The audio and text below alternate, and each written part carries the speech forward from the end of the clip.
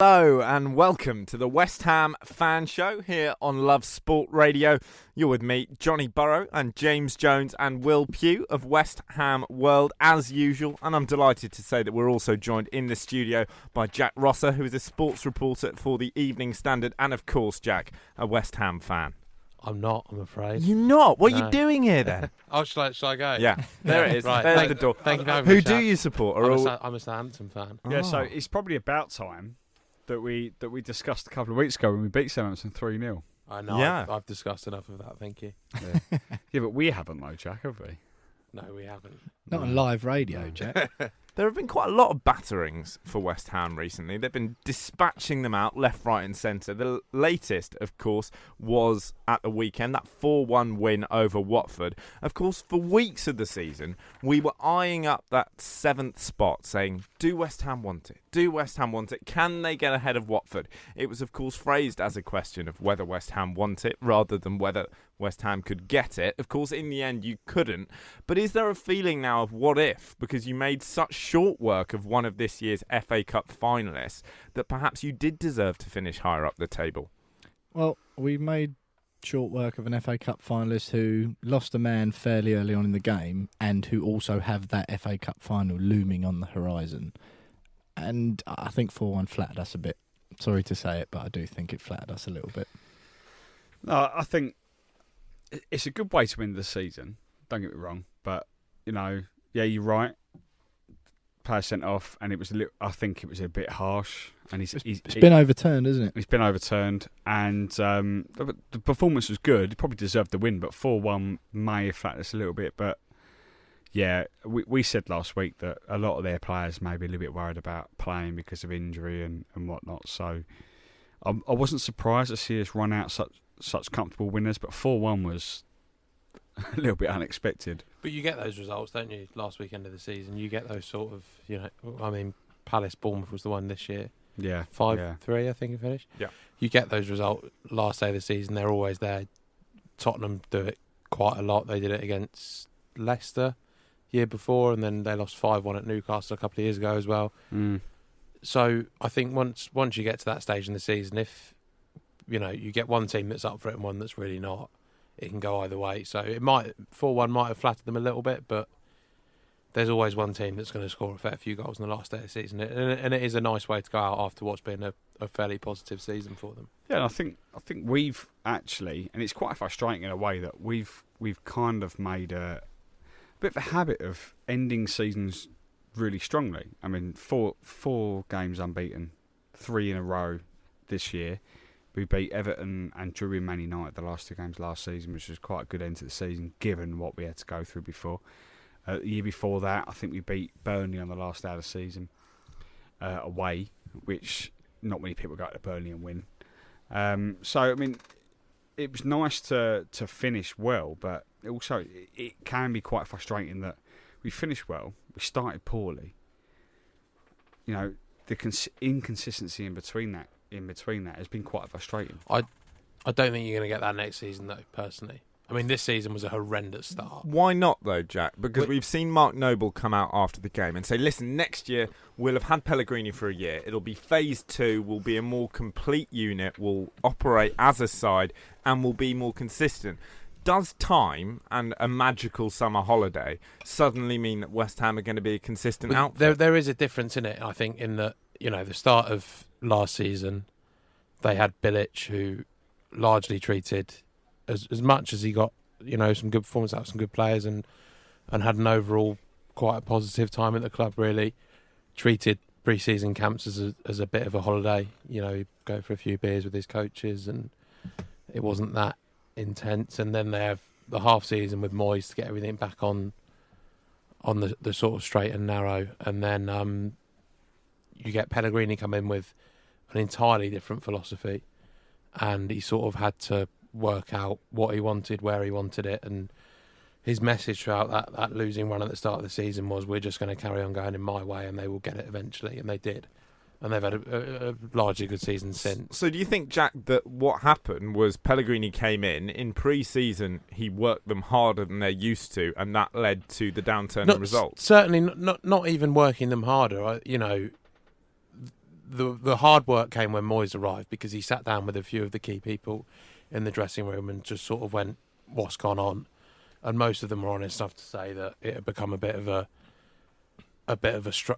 stroll under Bilic, and they weren't working very hard in training. But Pellegrini's philosophy was entirely different to what they had under Moyes, and is something that takes a while to grasp with, even watching it and understanding it, and even more as a player.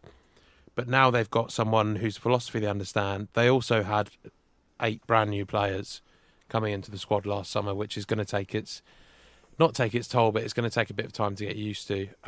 So now they've got a summer which, albeit might be a bit hectic, because I think they're off to China and they're also probably going somewhere in Europe as well. Are they going to leave Arnautovic there? Hopefully for some people in the club, hopefully not for others, but I'm sure we'll come on to that in a bit. I think you touched on it there, though, Jack, about Arnautovic. He under Moyes, he was the first person who you could really see the Moyes effect taking place, if you like, because all of a sudden, just from working that bit harder in training, or not that bit harder, but a lot harder in training, you saw improvements in some lagged off a bit because they obviously didn't have the fitness levels, but Arnautovic was the first one under Moyes who just flourished. Well, he's one you sort of speak to some of the coaching staff, especially Moyes' coaching staff, that just sort of say if you point him in the right direction, he's a bit haywire as a person and as a personality. But if you've got the ability as a coach and as a manager and as a management group to channel that, then you've got some player, which Moyes didn't have to deal with this China stuff that's gone on this year with Arnautovic. So the first half of the season, Pellegrini managed that superbly, and they were getting the same performances out of him, and they knew what they were doing with him. And Pellegrini is a man of great experience and knows how to deal with a player like that. Second half of the season, maybe not so much, but what they've now got is a real understanding as a group, and they don't need to have a summer like they had last summer with adding 7 or 8 players. So I think now they'll get a proper pre-season under their belts.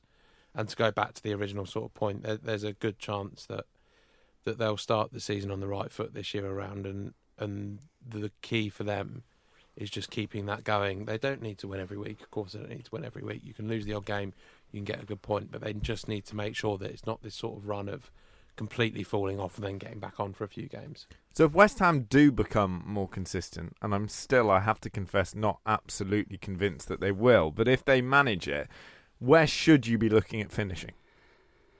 I think initially, I said at the beginning of the season, if we can finish in the top 10, I think that will be a good start under Pellegrini. And, we should achieve that, albeit on the final day of the season and with all the stuff we've had to deal with in between that. But, I think if you go into the second season, I think you've got to look at it and go, you have to improve on 10th. A lot of fans would be calling for European qualification, whether that's in the top 6 or the top or finishing 7th, and then relying on an FA Cup win for something else. But I think we have to be realistic. We have to just sit there and go, do we want to go through? I've said it on this show so many times when we were fighting for 7th, or I wouldn't say fighting for 7th, or when you were pipped to 6th by Southampton. Yeah, thanks, Jack. You're coming back. What you've completely thrown me here. Is it the early start in the summer? Is that what you're? The early start in the summer is what you want to avoid. Yeah, I think we don't want the early start. And I said it before when we were, me and you, Will, were debating on whether do we want to finish 7th? Don't we want to finish 7th because of the qualification period and everything else? If we can get into those positions where we can get a Europa League group stage place, then fine. But that's 6th place, and that's unlikely, isn't it? But there's a broader point about 7th is. anyway, of whether the club want it or not, or whether any club who has yet to break into the Europa League should do it, is that you kind of have to at some point, don't you? If you're a club on an upward trajectory, how likely is it that you're going to hop, skip and a jump from 8th into 4th? You're going to have to do that grind of the early start, of the congested fixture list, and play a bit of Europa League football. That's it. Spurs done it. Look where they are now. But this season, we finished 2 points off 8th. So we're saying, next season you've got to look to improve on that.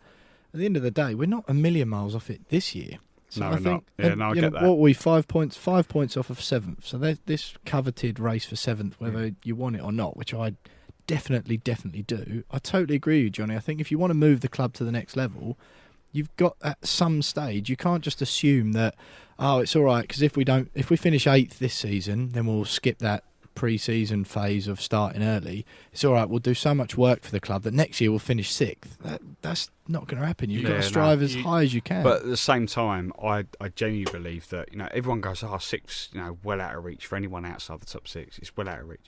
It's not. Not with Manchester United in this current. Not with Man United, but also, and I've said it before, VAR is going to level the playing field. Because, and I'm only talking from a West Ham point of view, obviously, but how many times this season have we been robbed against a top 6 club in terms of officiating positions? Jake, you're smiling at me. It's just the term robbed. Yeah. but robbed is exactly the term to use because, you look at Liverpool at home. Robbed. Man United away. James Milner 5 yards offside still gets, and they score from it. Man United away. We Robbed. should have won that. Robbed. Keep saying robbed, Will. Keep saying robbed. City away. Robbed. Did you not lose 4-1? Wasn't a penalty. It was 1-0. Wasn't a penalty. How many more? Liverpool in the first down of the season lost 4-0, but 2 of their goals were offside. No, but you were abhorrently bad that day.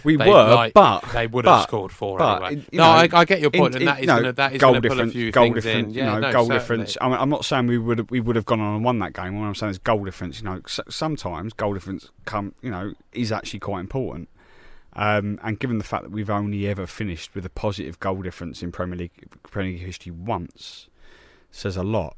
And we're only 3 goals off it this year. I know it sounds funny, but only 3 it's probably goals. the closest we've ever got, I think. Yeah, but I think that'll be the time we finished above it. That would be another good yardstick against which to measure the team next year. If we can break that, if we can finish with a positive goal difference. That's a huge thing that Pellegrini wants to sort out is the sort of defensive record, which I think can only come with, they've had their injuries at the back this season, and a further understanding if you can really keep that partnership of sort of Diop, Balbuena together with 2 competent fullbacks, which I don't think. I think defensively, Creswell is a competent fullback, but it's perhaps less what you'd like now in this sort of new era of fullbacks going forward. Masuaku's certainly not competent, and then you sort of have to chop and change between Fredericks and Zabaleta. But I think that's what's needed to improve next season. Yeah, no, I just think that VAR will level the playing field. The entire Premier League, not just West Ham, the entire Premier League. So excited there. You whacked your microphone. VAR. Justice for West Ham, because every time we've ever lost... Unless it involves Spurs. It's a gross injustice. Of course, you did win at the weekend. There was no bias against you. And how important was Mark Noble? Don't go anywhere. You're listening to the West Ham Fan Show here on Love Sport Radio with me, Johnny Burrow, and James Jones and Will Pugh of West Ham World, and of course Jack Rosser, I should say, Jack, of the Evening Standard as well. And stalwart is the word that's normally applied to Mark Noble. Stalwart. Exceptional creative magician is generally not the term used, but against Watford, he looked very, very dangerous. Well, as always, Johnny, I think we have to let James lead on any Mark Noble topics, given that he is in love with him. Given he's Mark Noble's agent. I am genuinely in love with him. It wasn't just against Watford, though. The last 5 games of the season, I thought he was absolutely fantastic. Spurs, he was brilliant. He even tried a few flicks and tricks against Spurs. Yeah, he's getting more creative. As he gets older. Yeah, I know it's a cliche, but he is like a fine wine. He's getting better and better, and I'm under no illusion that he's going to be even better next year. I genuinely believe that probably this is probably the best we're going to get out of him. And he'll finally get the England cap, won't he, next season? Definitely not. I'd love it. It would make my life if I saw him turn out for England. I don't think he will. He won't get called up for England. Not for the Nations League champions. No, exactly not. No, Declan Rice is going to be there ahead of him, but she's fine. We'll have that. But I don't know. I just think that he deserves a lot more respect than what he gets, Mark Noble. Not just from opposing fans, but from West Ham fans as well. Because, recently West Ham fans have been gushing over him, but in terms of previous seasons and earlier on in the season, they go, his legs are gone. But he's been playing pretty well for a player whose legs went 3 or 4 years ago. And I think, as a club captain, a West Ham fan, a player that's been playing for the club for 15 years now, coming close to 500 first-team appearances, I think he deserves a lot more respect than probably that he gets at the moment. I think you've touched on it there. It's everything he does off the pitch as well. The fact is that he is still good enough to be one of our number one central midfielders. Declan Rice is obviously doing what he's doing, but I'd have Noble in the team over Obiang every week. Sanchez unproven, he's injured, coming back from that, we never know. And I think he was probably lined up as a bit of a Noble replacement, Sanchez. But I'm not quite sure what he was lined up as. like 35 years old. No, but we're still, you're still to see that, and I think he's still in our top 2 central midfielders at the club, period, on the pitch anyway. Yeah. But it's everything else he does afterwards. He's always the one to front up the media, win or lose. He's guided Rice through. There's no denying what a massive impact he's had on Declan Rice all this season as well, which has been a massive season for him. He's been guiding him, encouraging him, and even though on occasion it's been him that Rice has been keeping out the team, he hasn't flinched at that at all, and he's been really encouraging and positive. There's just so much he does in and around the club. You were saying earlier, Jack, about how much he knows about that club, having been there for such a long time. It's all that stuff he does away from what you see on Match of the Day every week, as well as the fact that he's still one of the top 2 midfielders at the club, a team who's just finished 10th in the Premier League at 32 years of age. He gets it, doesn't he? That's the thing about him as a club man. The one thing, he has had a terrific season, and him and Rice have made, second half of the season when Pellegrini's sort of gone with this 2 in midfield, he's made a very competent and very, very good part of that midfield. I think if you want to make that next step, which Pellegrini has been talking about since he got to the club, which is the plan, which is to get into Europe and not just to get there once, but to stay there, I think he needs to drop out of that. He's our preferred midfielder. Not for someone else at the club, but that's where you need the investment, really. He's a fantastic person to have around the club. He's a fantastic person to have in a Premier League team. It's just whether he can do it across the season, which encompasses Europe too. So do you think potentially, as Mark Noble begins to age, if they do stick with him next season, perhaps with an element of sentimentality, Noble could actually be slowing West Ham down? No, I wouldn't say that. I wouldn't say they'd be sticking with him with sentimentality either. He's a very good midfielder, and he's still got a range of passing, which they do need in that side. I'd still have him in there over a fully fit Jack Wilshere and players like that. Do you not think he'd be the first to go, guys? I don't think I can have a positive impact. No, certainly. He's that sort of character. He always wants to play, of course, as any professional does, but he's that sort of character that knows what's good for the team. He's also the sort of character that you can't afford to lose in that team, whether he's playing or not. Yeah. You see what happens at clubs when they hemorrhage leaders and tumble down. He's a very important character having that team, even if he is just playing, 70% of the games through a season. Can I just add as well, that brace he scored at the weekend is the first time that Mark Noble scored a brace for West Ham since the 30th of April 2016, but at that stage he scored 2 braces in a row. So maybe the first game of next season. Exactly, yeah. So we've got to start him at the beginning of next year. It's the first time he scored from open play since the last game of last season, wasn't it, when he scored that goal against Everton? I think he does love a penalty, to be fair. But it was just good to see him. He's still such an integral part of that team. He's a fantastic player. I'm not saying for 1 second that he shouldn't feature next season. I just think if you do want to challenge because Leicester and Everton, where Everton are yet to be seen because they're probably going to lose Gomez and they're probably going to lose Zuma, but Leicester are going to be a real force for that 6th, 7th spot next season, as a Wolves again you would expect. So to break into that, I just think you need someone a bit better than Mark Noble. I think that's a fair point. Another player, of course, who featured at the weekend and has been in and out of the team because of injury this year was Manuel Pellegrini, who went into the summer in fantastic form, got that call up to Argentina's World Cup squad, then, of course, cruelly got the terrible injury right beforehand. How good was it to see him back playing and back scoring? Well, I mean, we've seen him in and out of the team ever since he came back, maybe, 6-7 weeks ago, maybe a little bit longer than that. And the fans love him. But it was somewhat... It was nice to see him get his first goal for the club this season on almost a year to the day since he scored his last one, because he scored 2 on the last day of the season last year against Everton when we beat them 3-1. And I think, it's nice to see him back. It's nice to see him get a bit of confidence back, because an ACL injury, we've seen it before. Players get, top players get ACL injuries, and then they sort of fall by the wayside a little bit, and their careers are sort of just tumble. But it's great to see him back. We just got to give him. It'd be nice to get a full season out of him again, because I think he's got great potential. Just hope that Liverpool don't come calling, because they're always linked with him. They're always sniffing around. Of course, his return and that 4-1 win were a great way to end the season, but it's been a season full of great moments, and coming up, we'll be asking which the real highlights were. This is Love Sport. It's the West Ham fan show here on Love Sport Radio, and it's time for our season review, where we go through the highs, the lows, the best players, the worst players, and of course the best celebrating referees. Let's start off with West Ham's high point. James, we'll kick off with you. What is the all-time greatest from these 38 games?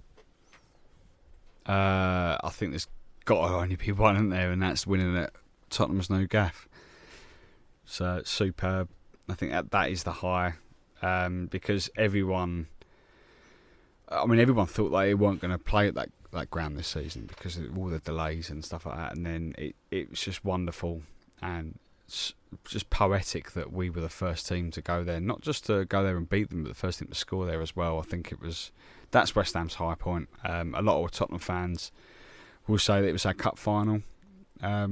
They've got. Are they justified in saying that, James? Because no, I with don't. all due respect, you've talked about it quite a lot since. You've identified it as your high point of the whole year. Yeah. It clearly is quite an important one for West Ham. But it is because, we beat Arsenal at London Stadium. It's always nice beating Arsenal. But our main rivalry is with Tottenham. Tottenham fans won't admit it, but they don't really like us, a lot as well. But they're a different club now as well. Where that all club. Came from, the sort of ridicule over it being West Ham's cup final. When that started, they were a very different club, and they weren't the club they are now, in that they are consistently in the top 4 of the Premier League. They're now in the Champions League final. They're a big club. They're a top 6 club, top 4 club that shouldn't be losing at home to West Ham, with all due respect. And that, I think, that is justified as being a high point of anyone's season, going there to this regardless of palatial the new home, regardless of a rivalry, to be the first team to score there, first team to win there, is going to be a high point of everyone's season.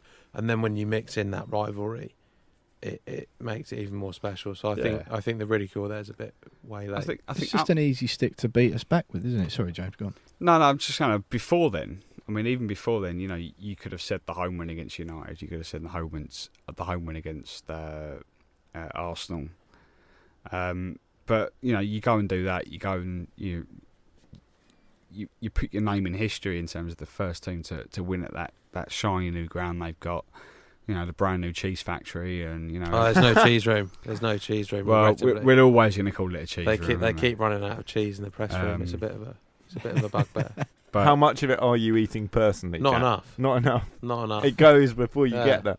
But we're now we've got our name in history. We're going to continue that, same as the first team to win at the Emirates. So it's nice to have that, and that is, for me, is the highlight of the season. What was your highlight, Will?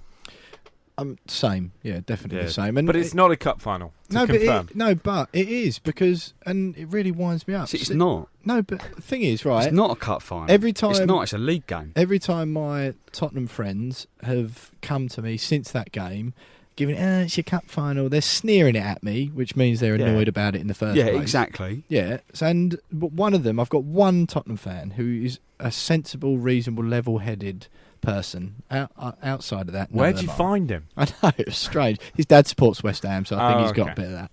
And I talked to him about it, and he says, I was gutted it was you. He said, of all the teams in the world, I was gutted. But all my other mates, you go on Twitter, they all say the same thing as well. Gutted it was them. You remember the show we did afterwards? They hated it. But the thing I say to people is, when they sneer at us like that, it's your cup final, it's like, well, right, if you put yourself in my shoes, what else am I going to get excited about this season? We crashed out the FA Cup to Wimbledon. Isn't that their point, Will? No, but what am I, as a West Ham fan, what do you expect me to get that excited when we beat Bournemouth or Brighton for me, or Southampton? for me, it's an arrogant response. You know, when they were mid-table, like us, we still got excited that we beat them because they were a London club. You know, we haven't, and vice versa, may I add. It's not as if we've just suddenly decided that we don't like Tottenham anymore because they're in the top four. We've never liked Tottenham. We never liked Tottenham when they were mid-table. We never liked Tottenham when they were below us in the table. We've never liked Tottenham. That's it. So for them to sort of become a top four team and go, oh, now it's your cup final, it's a very arrogant response to what has been a very hurtful moment for them because they've lost to one of their London rivals at their brand spanking new cheese factory. And it's awful for them. It is genuinely awful for them, and they don't like it. Oh, it's your cup final. Well, you know, tough. And they're only copying taunts from the biggest club in North London anyway, Arsenal, which they've been saying to them for years. No, you're wrong, haven't mate. they? We're the biggest club in North London because we've true. won. You know, we run North London now. I forgot that, James. Sorry. Is that you two individually or West Ham as a West club? Ham. I don't think us two individually would get very far, to be honest. Jack's like, what is going on? Yeah, this is a bit. I'll just stay out of that bit. I think we'll all stay out of it. We're going to take a break. We're going to let these two calm down. And coming up, best player, worst player, signing of the season. Remember, you can get in touch with yours on 0208 70 20 558 or at Love Sport Radio on Twitter. You're listening to the West Ham Fan Show here on Love Sport Radio. Don't worry, gents, this is my cup final. This show once a week, Wednesdays at 7 o'clock. I take it immensely seriously. And with that in mind, it's time to get into the specifics of West Ham's players this season. We'll start with best. We'll start positive. For you, James, who was the star man above all others? I mean, there are quite a few that you could say because, I mean, some of the signings that we made have really, you know, sort of endeared themselves to the fans and had a really strong season. But for me, I think it's got to be Issa Diop.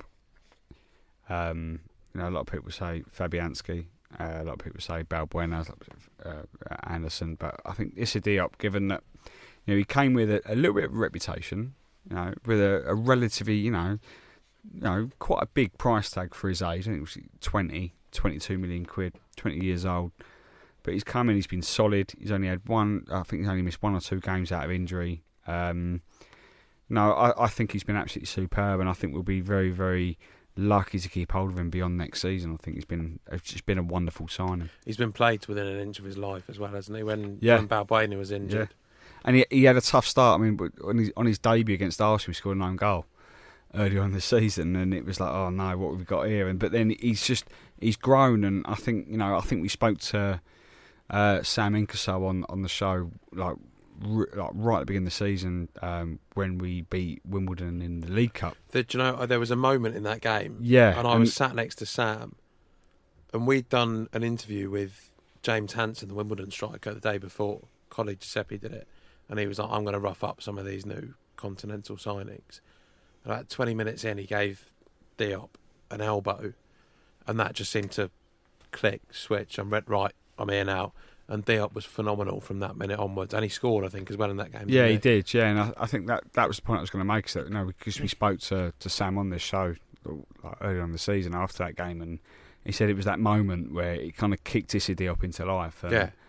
And ever since then he's been wonderful. And that run that he had against Spurs in that game, where it looked like he should have put it in the bottom corner. He should have put it in the bottom corner, and he ran out of steam. And it kind of summed up his season in that he's been absolutely wonderful, and the fans already love him. And I think for me, he got a huge praise from Mourinho as well, didn't he? Yeah, and I think he's been my player of the season. What I found interesting with Diop, I think player of the season is probably a little bit strong, but what I found interesting with him is you see a different man when he's got Balbuena next to him to Ogbonna. I've thought a couple of the times this season when he's played alongside Ogbonna, he's looked a little bit exposed. Huddersfield, they were wobbly. Yeah. And it wasn't that either of them were performing badly individually. They didn't seem to know where each other were.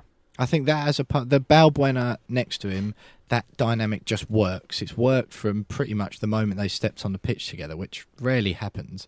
And he plays alongside Ogbonna, and I just don't feel quite as assured with him as an individual, but them both as a pair. And I really like the idea of the Diop Balbuena partnership being our mainstay going forward. So, Will, if you're saying that Diop isn't the player of the season, then who is? I'll be honest, it's difficult not to say Fabianski, but James will love this, and I do think it's Mark Noble, and I am looking a bit further than Noble for England. I am looking a bit further than just on the pitch there, and it's kind of the same points I was making earlier on. I just think what he's done this season, it's been another transitional campaign, which is a phrase thrown around football so often, but we've had a transitional campaign where it's not being used as an excuse. We've had a transitional campaign and still finished top half. We've had a transitional campaign and still finished higher than we did last season, got more points, got more wins, conceded less goals, scored more goals. I think all of these things are good, and I think Mark Noble is the linchpin of that football club on and off the pitch. And when he's played this year, he's been fantastic. He's been an integral part of a lot of our decent results. He hasn't had a absolutely shambolic game that I can remember, whereas in seasons gone past he has. There have been times where you go, oh, what are you doing, Mark? Come on, leave it out. And I just think this year, on and off the pitch, his contribution, if you look aside from Fabianski, I think for me, without Mark Noble this year, we don't do quite as well as I think we have done. Jack? I think I certainly wouldn't give it to Mark Noble's been fantastic. I certainly wouldn't give it to him. Fabianski has also been fantastic and was great in those early games as well as throughout the season. I think there's only been one mistake that I can remember, but I think Declan Rice, given some of the performances he's put in and some of the stuff he's had to put up with this season, has just been utterly phenomenal. I mean, he was dropped after the Liverpool game, not just from the side. He was subbed at half-time in the Liverpool game on the first day of the season, and then was dropped from the squad entirely and was left. He spoke to one of my colleagues after he won London Young Footballer of the Year, or Young London Footballer of the Year, I think, saying that he didn't think he was good enough to play in the Premier League anymore. So he's been through that initially. And then Pellegrini's had the faith to stick him back in midfield, which is something Moyes always wanted to do, was to move him into midfield. And he's had the patience and the confidence to put that behind him. And then you get the contract situation, which he will instantly have. And he's a bloke that looks at social media a lot, and he's always on there, and we'll get a lot of comments about his Tweets contract. carefully as well. Yes, but I mean, there's that. But you get that, and then you get not just the talk around what was going on with England and Ireland, but the stick he would have got as well, not just from people on Twitter, but notably there were people like Jason McAteer coming out and being like, well, he's a disgrace, and he's still only young and he's still not yet made a decision, basically. So to go through all that and the people that you speak to behind the scenes hold him up as a real sort of icon of, he's got the bang on mentality of what you need to be a professional footballer, and he goes back to the academy and shows that link and speaks to them and proves that there is a pathway to get through, and he just pushes everything to one side. He is the prime example of what they want coming through their academy and being in their first team, and he has managed to make that role their own, and he's changed games on his own and kept West Ham in games on his own against some big clubs as well this season. He's a man with a very bright future, but we've had the praise, we've had the loving. It's time to get nasty, gentlemen, because who was your worst player? Who was your flop of the season? I mean, it's difficult because all the players that have had consistent stints in the first team have played pretty well. I think Lucas Perez is up there. I know I've sort of sung his praises a little bit in recent weeks, saying that potentially he could be a good option off the bench, in future seasons. I mean, there's plenty of them. I think you look at Lucas Perez. I think Hernandez hasn't been as good as everyone says it is. I know, Jack, you said to me earlier I think he's done what has been asked of him. Pellegrini sees a role for him, and I think he's done that. There are games certainly where he could have been better, but there are games where the system he's been played in just haven't. He's been left one up on his own with five in midfield, and he's not a man to run around and do the work. He's a very good finisher, but as outside of that, so you need a system to suit that.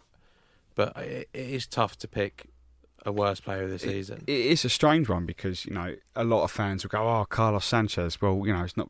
You can't give it to anyone that's been injured. He's had an injury all season. A lot of people say, "Oh, Jack Wilshere." Well, again, we all knew what we were getting with Jack Wilshere. He's played started 4 games. I think he's played 9 games, 9 appearances. But in those, he's had 3 assists. So I mean, he could be, good if. I know you're shaking your head, But he could be okay if he stays fit. That's a massive if. I don't see him staying fit.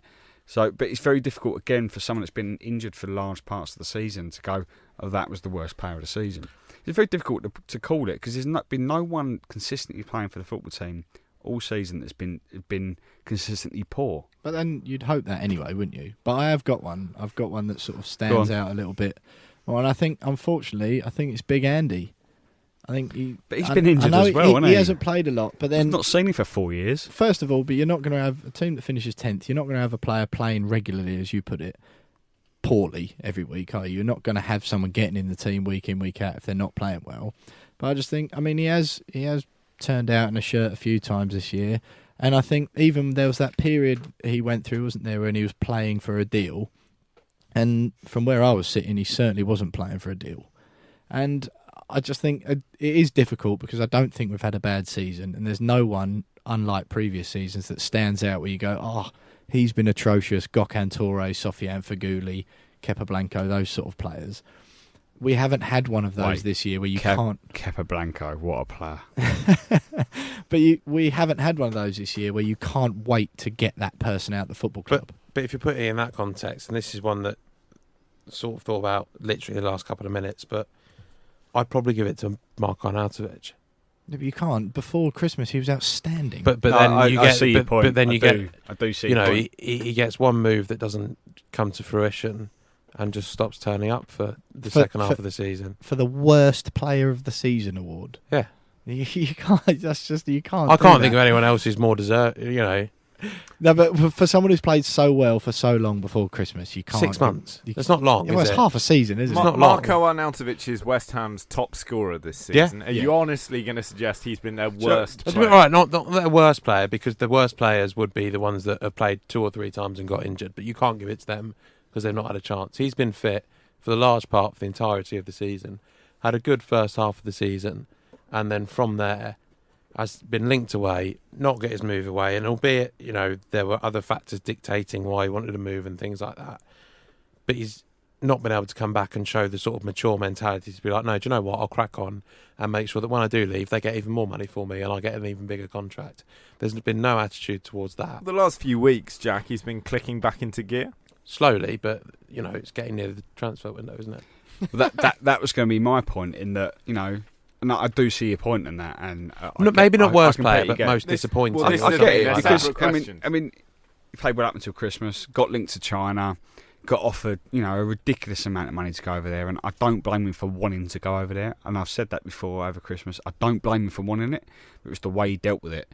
Well, the way it didn't happen. It was the way that he dealt with it afterwards as well. It was like, okay, it didn't happen. Okay, let's get my head down and go. No, it took him 5 months to get going, and he scores 3 in the last 2 games because the transfer window's on its way. It's on its way around again.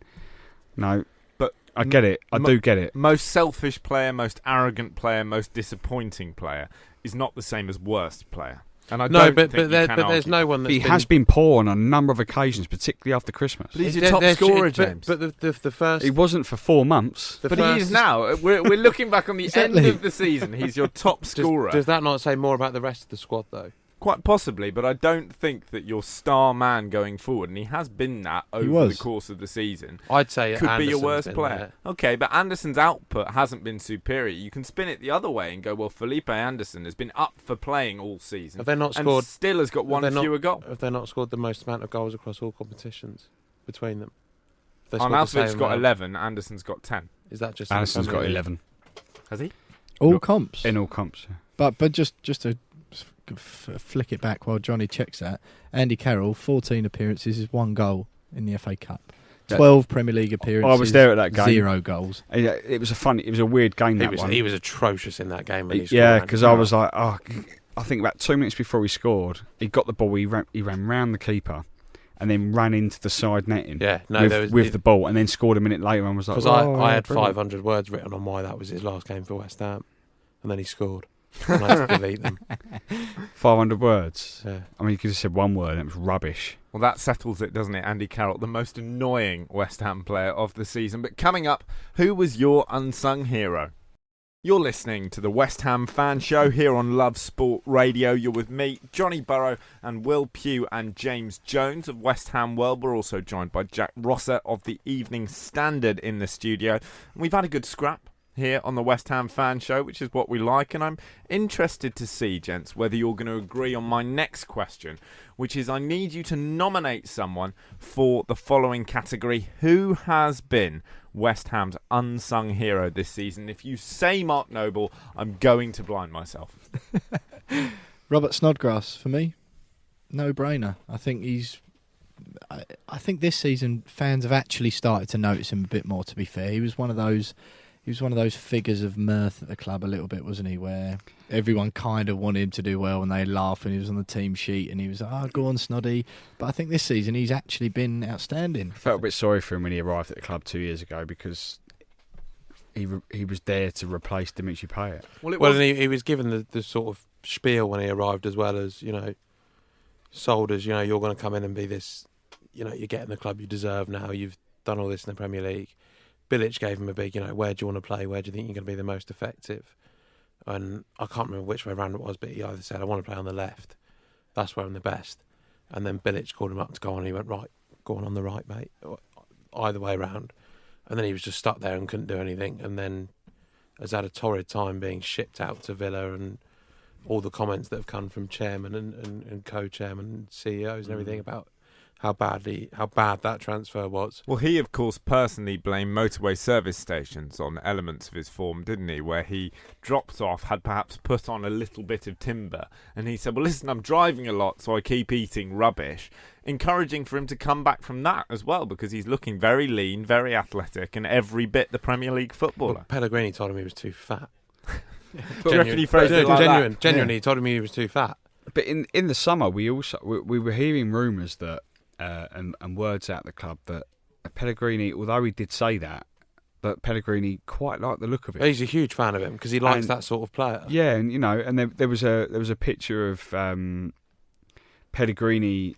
It was from I think Pellegrini was meeting the players for the first time, and there was Pellegrini looking on to a group of players, and there was Snodgrass having a laugh at that, and everyone was like, and it looked like Pellegrini was looking at Snodgrass with a bit of a loving look on him.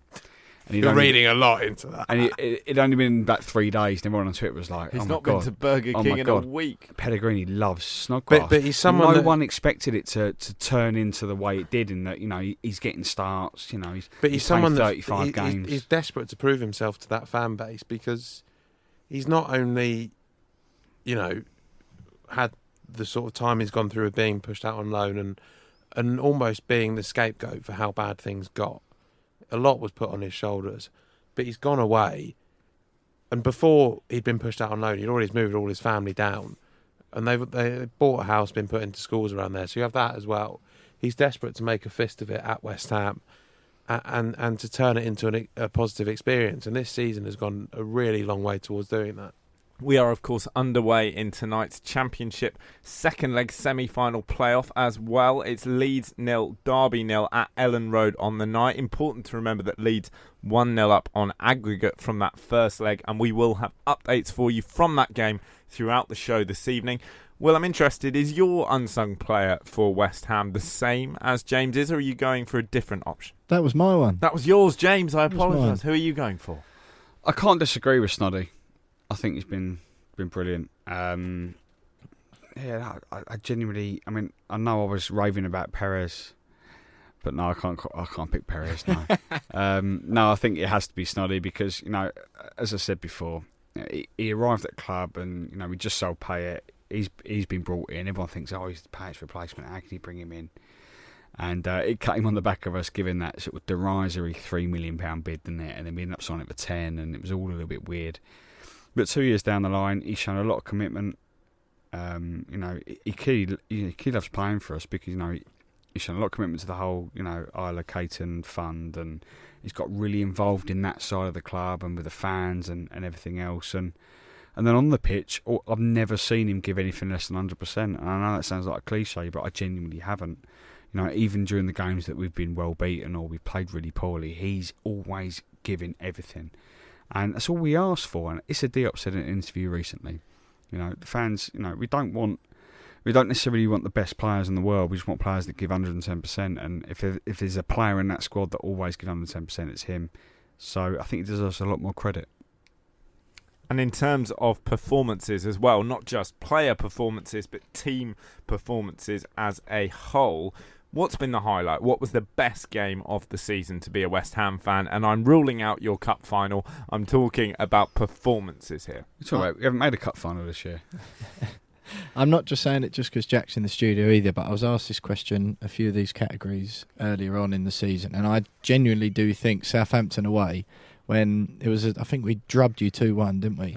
I've got to say, that look of sheer evilness was like, how dare you? No, but this, I swear to you, I can prove it on my screen. That but wasn't a team I had answered this performance. question before. I know Felipe Anderson did run the show then, I agree, but I just think the whole game, it just seemed to come together. It was off the back of a little bit of a disappointing home defeat to Watford.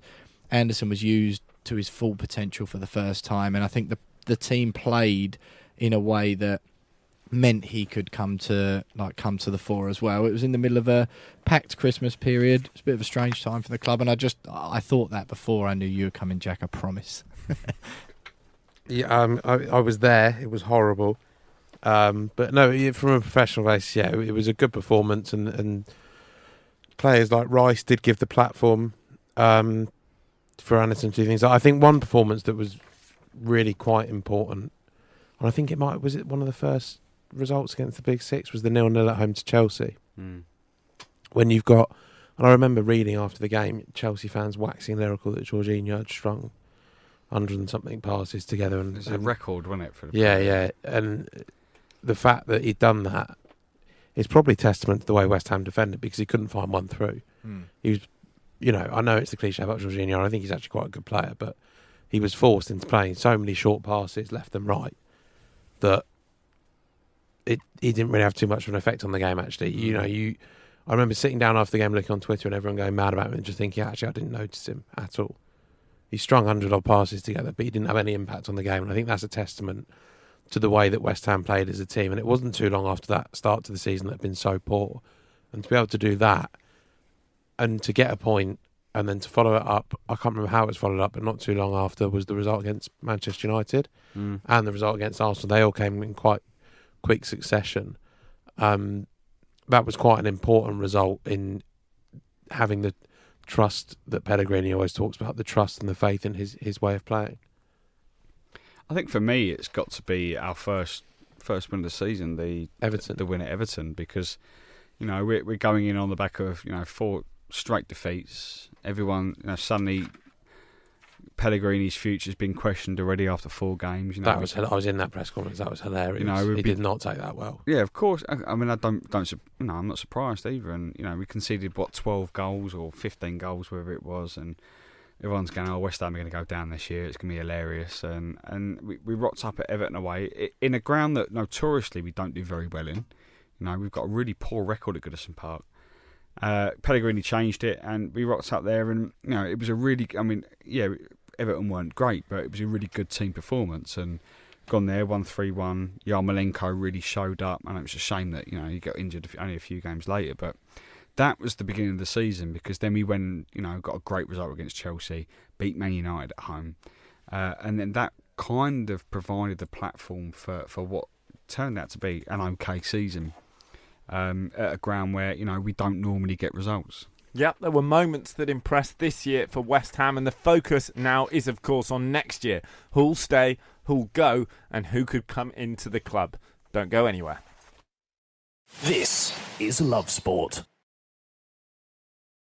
You are listening to the West Ham Fan Show here on Love Sport Radio, and James Jones of West Ham World is taking a selfie whilst live on air. This truly is modern broadcasting. Gentlemen, welcome to the future, and it could be a case of welcome to the future for one of the teams currently in action in the Championship. Leeds 0, Derby 0, currently on the night.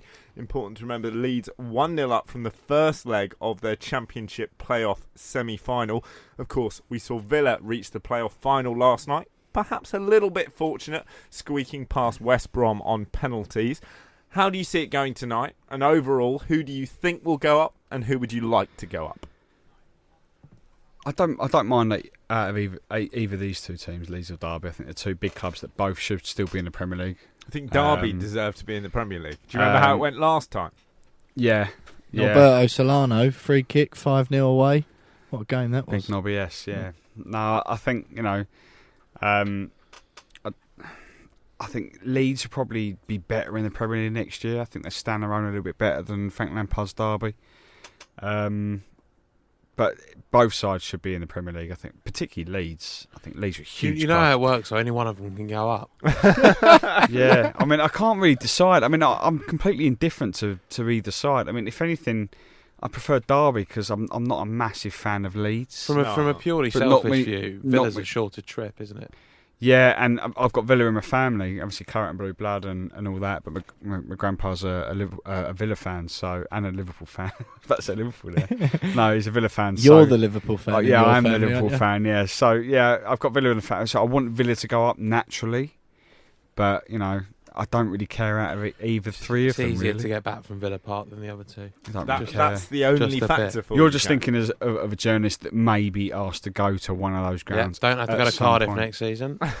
Results. Well, what about you? Oh, massively I want Leeds to go up. Yeah, I think they're just a far bigger club. I think they'll bring more to the Premier League. I think Bielsa in the Premier League would be absolutely outstanding. Absolutely, yeah. Good value. Yeah. I think Well, he's- again, as a journalist, But your job imagine becomes him very trying easy. to ride Ole Gunnar Solskjaer. He'd just have him under his boot immediately.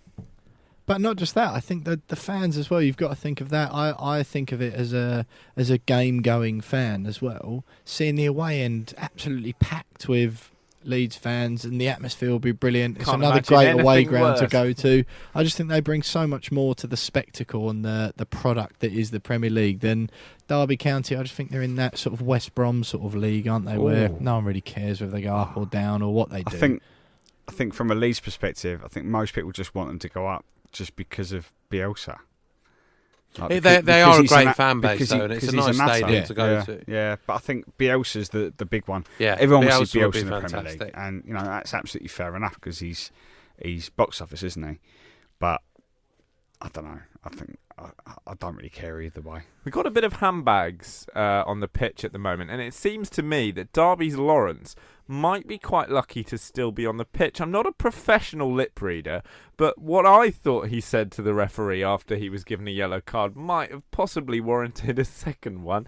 But of course, I don't know for sure what he said. There are yellow cards flying around. As I say, a little bit of a scuffle. Pablo Hernandez has just been booked for his trouble. There's a push off the ball on Hernandez, actually, and everyone's getting a little bit To be heated. fair, Hernandez He's made the most of he's it. bought that, hasn't he? Harry Oh. Wilson's come over, got involved. There are hands being laid on the ref by a couple of people, all very spicy. We can see, of course, that they really do care. Scott Malone quite lucky to stay on the pitch, having, of course, shoved Hernandez. We've heard who you want to go up. Who do you think will do it? Villa, I think Villa. the form team. Yeah, I would say the same. It seems like one of them years, a bit like the year we went up, where the Blackpool year, where I think that the same thing will happen and form will shine through. Leeds. Why? I just think they've got a bit more about them. The sort of underhanded side to pull themselves through in a one-off game. It does feel like Villa remind me a little bit of when we played it was before we went up the Blackpool year, so maybe 6 years earlier, where we lost to Palace in that playoff final. Neil Shipley winner, Heartbreaker. and then the following year we got back to the final. We went up, we beat Preston, and it kind of reminds me of Villa. Villa have done the same thing, back-to-back playoff finals. They lost the first one 1-0. And I just think that they'll go and do it. They've got that experience of playing in the playoff final, and I've said that about Liverpool in the Champions League final against Spurs. They've got that experience. And I think they'll go and do it. Doesn't matter who they play. Encouraging stuff to be a Villa fan. Of course, not encouraging times if they don't go up. Rumours of their financial difficulties if they don't find themselves in the Premier League, and also suggestions that Jack Grealish would finally leave the club. Do you think it's a case of now or never for Villa? I don't think so. I think they've got the resources primarily, which is such a huge thing for that sort of level, isn't it? They're always going to be in that question and in and around that. they're not going to drop out the playoffs. Like, they're not going to do a Bolton or a Blackburn or any of those other big name former Premier League teams you see in the lower echelons of the Championship. They're just too big for that, aren't they? In the short term, certainly. I think they're always going to be in that question for the next few years, and it feels like it would be only a matter of time. It's more of a when rather than if for Villa coming back to the league, I think. Well, only time will tell. We'll have updates for you throughout the show of this game.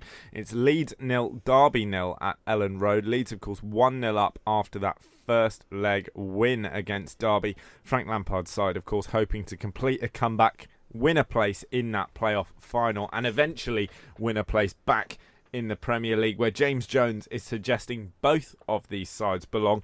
Stay with us here at the West Ham Fan Show on Love Sport Radio, because coming up, it's time to turn our attentions to West Ham's summer. What do we expect to happen? What do we hope to happen? Who's staying? Who's going? And why, oh why, would anyone sign Danny Welbeck? This is Love Sport. You are listening to the West Ham Fan Show here on Love Sport Radio, and there has been a massive goal in the Championship playoff semi-final. It's Leeds 1, Derby 0 at Ellen Road. The Leeds side now leading 2-0 on aggregate. It came from a set play, a free kick whipped in to the back post. It's terrible defending, very, very unlucky. The ball bounces, strikes the post, bounces back, and is turned home into an empty net. A hard one to take if you're a Derby fan. They have now got work to do. They've still got an hour or so to play, over an hour in fact, but 2 goals to come back from. Now, updates for you throughout the show. Turning our attentions back to West Ham, it's a big summer coming up. Do you think it will be as big as last summer? Because we saw huge amounts of money spent, vast numbers of players coming into the club, and perhaps that might have played a part in destabilising the side ahead of that poor start to the season. Do you think Pellegrini will be a bit more measured this time around? I think, let's put it right, regardless of whether he wants to be measured or not, I think it all depends on whether David Sullivan's willing to give him the money. But with all that said and done, I think, you know, we're at a stage where the big investment that was needed was done last summer. I think the investment that he did, 90% of it was very good. The spine of the team is there. I think, you know, we're going to lose a lot of players because they're out of contracts, and it'll free up a lot of the wage bill. But I don't think a great deal of investment is needed this summer in terms of sort of huge spending. I think it's all about just adding to what was a huge summer last year, just with important squad players. I think the first team's there. I think the first 11's there, maybe give or take 1 or 2 players, but I think, you know, more often than not, you know, we've got, you know, a good squad there. We just need to replace the likes of, you know, Carroll, who's left, you know, Hernandez, who probably might leave. So you're only looking at fine-tuning. Of the people who could be going out the door, who's definitely heading for the exit? Well, we know about Carroll. Obiang's on his way we out. know that. I think we're expecting Obiang. Adrian's on his way out. So, but I'm pretty sure Nathan Trott might come in as a backup to Fabianski, which I think, you know, is about time, because I think Nathan Trott's been waiting a while for that chance. So, you know, I think other than that, you know, it's touch and go. One of Perez or Hernandez, really, isn't it? Yeah. And on that, you would imagine it's going to be Hernandez because he's on the bigger wage. And then, you know, the big question mark is obviously Arnautovic, but, you know, some of the whispers coming out is that he actually might stay afterwards. Well, everyone's sort of slowly rowing back on him, aren't they? You know, the end of January, even sort of March, April, start early April, he's definitely going. That was it. That's everything you were hearing. Even after he signed the contracts, yeah. So, well, that was early January, wasn't it? That he signed. No, late January. Sorry, that he signed the contract, and that was everyone. Pellegrini didn't know about that until we knew about that. Really. You know, who's an interesting one is Winston Reid. I haven't seen the man for about 500 years anyway. I don't know how many appearances he's made this season. But he hasn't made any. I don't think he's. No, he hasn't. He hasn't shone up once. He hasn't played since. But you know, he hasn't played for like 15 months or something like that. But you know what you normally hear with there'll be a few little media snippets. The club will pump out some content about Winston Reid on the road to recovery, etc. There hasn't been a shred of that. He's been really quiet on social media as well. He used to post a bit on Instagram every now and then, even if it was just stuff of his family. I think I saw something the other day, but before then I haven't seen anything from him for a while. that is a really intriguing situation. I don't know if you can shine any light on that, Jack. But he's still one that the manager mentions whenever you speak to him. Even if you're just asking for an injury update, he will list him, and he's not been forgotten. But what is he now? 32, I would suggest. That's just off the top of my head. Is he that old? I'm not entirely sure. But he's not young, is he? He's not someone that you've got. He's this not a 22-year-old. You've got this burgeoning new partnership that if you can keep hold of Issa Diop, you'd want him to be your captain maybe in a few years because of the sort of character he is. Balbuena has come in as the more experienced sort of not elder statesman, but the older presence in that defence. You don't really need him. You've got Declan Rice that can drop back in there if needed. It's really, if Reid is fit, I'm not sure when his contract runs to either. I think he's got a year after this one, I think. So you'd expect he'd maybe see out that year. It might be 2 because he signed that big 6-year deal, didn't he? Get a couple of appearances if he can and maybe say a goodbye, but he's not one really that I believe to be in the long-term plans. Let's nail down on this Arnautovic situation then. Do we think the fans are coming back round to him because his performances have improved at the back end of the season? Or do you think the fans started to be a bit more lenient with him and the performances have picked up as a result? I think my opinion was quite a lot different to James's, I think, whereas I looked at it from a far more pragmatic fashion in terms of the money side of things, where I think take away the fact that he's a footballer, he was offered nigh on 5 times the amount of money that he currently earns to do the same thing, if not less, under less scrutiny and to a lower degree. And I can't speak about Jack's character, but I'm sure you'd be the same. If someone offered you the exact same job you've got now for 5 times the amount of money, I'm sure you love it at the Standard. But in a heartbeat. Yeah, that's it. It's completely understandable why he wanted to take that. And as I said earlier, there are factors outside of it that would maybe shift his decision. But I think for the club, if they can still get the 35 that they wanted, if they can still pick that up, then it should be a no-brainer, really, because no manager has got him to play for a full season yet without interruption. Arnautovic is someone that Pellegrini really likes the look of over a full season. But if they can bring in someone that he likes and that he wants to be the mainstay of that sort of forward line, then I think they'd rather go for that than risk another season with Arnautovic. As West Ham fans, of course, there's the potential for sentimentality to come into it. Arnautovic hasn't behaved particularly well this season, but he's given you some great moments. Are you willing to forgive and forget? Are you perhaps worried that if you let him go and you bring in a perhaps more fashionable or exciting name from abroad, you might not get someone who knows the Premier League in the same way?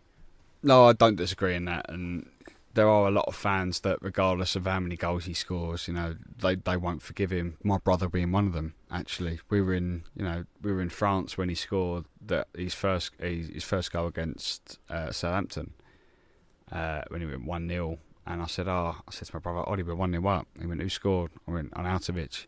And the next word out he came out of his mouth, I can't repeat on live radio. So, yeah, he's not a big fan. And, he scored again and he was like brilliant with 2-0 up, but not him. So he has lost fans. I don't know what he's got to do to win those fans back. But, I'd be, if he stays next season and scores, 15, 20 goals, which I know sounds like a lot, but, if he can just give everything and not go missing for a month in January when there's potential move on the road, then, I think I'd be quite happy. If he does go, we've heard various names linked with coming in to replace him. Who do you think's realistic, and who of those names would be your choice?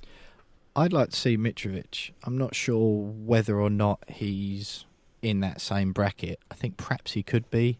But like you say, if you look at Arnautovic over a whole season, he's probably averaged out at 7, hasn't he? He was putting 9s in, week out before Christmas. Then you look at him since. If he averages out at 7, that's probably similar to Mitrovic. Although you'd hope that he could push on. I think if you saw someone like that at the club, he'd feel like he's got something to prove, because he still has. I know he's done bits and pieces at Premier League clubs, but I still think he feels like he's got something to prove. He's one that gets that similar connection with the fans as well, isn't he? That that really takes that on board and really does want to do something when he is there. And yeah, my only worry with that, and I rate Mitrovic, but my only worry is that are we not just replacing like for like? Is there a problem with that? Absolutely. I wouldn't say it's like for like. I'm talking about temperament because. Oh yeah, I think there's slightly less to Mitrovic. Mitrovic has had his issues in the past. But Mitrovic when he was was at a young Anderlecht kid. and then Newcastle. Well, and Fulham. Yeah.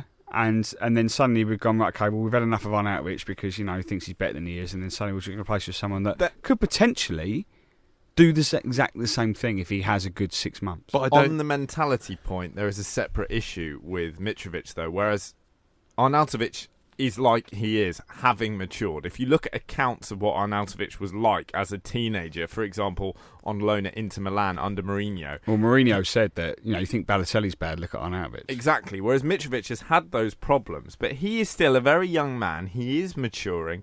He's actually scored goals for Fulham in a way that Arnautovic, you suspect, won't next season. But I don't see the problem. But he also, as well, with Mitrovic, seems to now have those issues where people aren't putting in the effort for the club, and he still puts the performances on the pitch. I can't remember the name of the... Is it Abubakar Camera at Fulham? Right, yeah. That he had the sort of dust up with while they were doing yoga or something like that. I think by all accounts, and those are all unconfirmed allegations as things stand, but I think Kamara is broadly seen to be the troublemaker. He's a massive troublemaker. That's, by every account, he's a huge troublemaker, and that's not Mitrovic at fault. But my point is that Mitrovic is having these dust-ups behind the scenes, but that was for, at the time, the betterment of Fulham.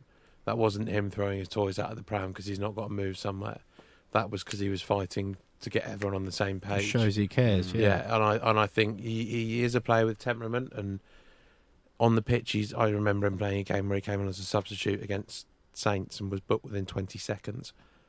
That side of his game has come out a bit, and it's more getting the goals now, and he's proved a consistent threat and a thorn in the side for bigger clubs that could be a good option. But they're also, at the end of January, they almost had Maxi Gomez from Celta Vigo wrapped up, and the assumption was that if they didn't do it then, they would do it in the summer.